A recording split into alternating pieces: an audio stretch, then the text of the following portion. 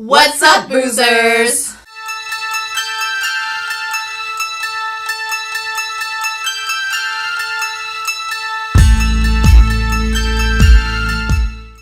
We both just watched Hellraiser while doing our makeup. It was 1987, out a couple months before I was born. Out a couple months before you. It is written and directed by Clive Barker, who I hear is a real peach. Really? No, I'm just kidding. I don't know. You just hear his name. Clive Barker's this, Clive Barker's that. Clive Barker's this, and he Barger's that. Starring Andrew Robinson, Blair Higgins, and Ashley Lawrence. Which I think are better names than the characters. Probably, yeah. There was one character for the beginning, half of the movie, I couldn't remember her name, so I just... In my mind, she was wife slut. Yeah, that was Julia. Julia. And she is wife slut. Okay. You know what? Before we even get into what it was about, I just want to say that this is the first time I've actually watched Hellraiser.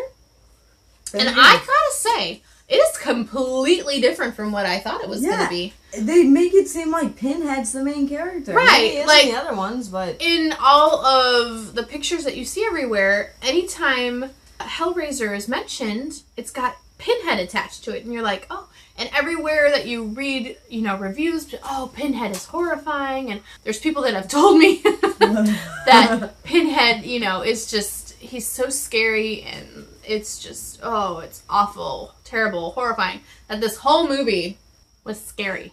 I'm going to be real honest, it was not scary. The beginning part, when it comes back to life, that part was pretty creepy for the time. It was creepy. But it was the gore thing, and the gore just doesn't do it for me. It wasn't the gore of it was the movement of him. I guess. I thought the acting of Frank the I liked where the brain fabulous. got attached. That was pretty funny. Yeah. It was like watching Tales from the Crypt. I had no idea that this was about an unfaithful wife or an ex-lover. I was confused. I couldn't figure out where they were. They kept talking about Brooklyn and how they didn't want to go back to Brooklyn, but I didn't know where they were because the first person she meets out is British. Yeah, and so she brings him back and he's like, oh, we brought you home. And it's like, has Frank I don't think that's where she's from. This lover who is married to this guy's brother. She's trying to get him back to a physical form.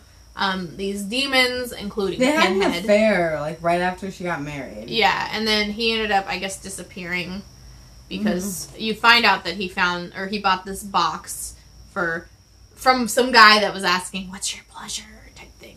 Yeah. So he opens the box and he gets sucked into this demon world where he endures all kinds of pains and pleasures and that sort of thing. And then her husband's blood seeps into the floor. He cuts himself while they're moving. And brings part of him back, which to me was kind of weird. Like, it wasn't a sacrifice. It was just him bleeding on the floor. And it wasn't that much. It was just a couple drops of blood. Got very incesty at the end, and it was very strange, disgusting. I did like part of the ending where you weren't sure for like a good 10 minutes if she was going to be dragged off, the daughter, Kirsty, or not. And I also liked at the end, I had the captions on and everyone kept calling her Kirsty, Kirsty, Kirsty. The boyfriend, the last time he called her name, called her Christy.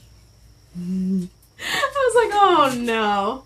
Sometimes Julia looked like a dude. That one scene after I think the second victim, she's sitting there drinking her drink and her hair is pulled back. She looks... I did not find her attractive. Her face was okay. It was the 80s, in some though. personal points of view. It doesn't ever say why she married him and not Frank. IMDb rates this film as 7.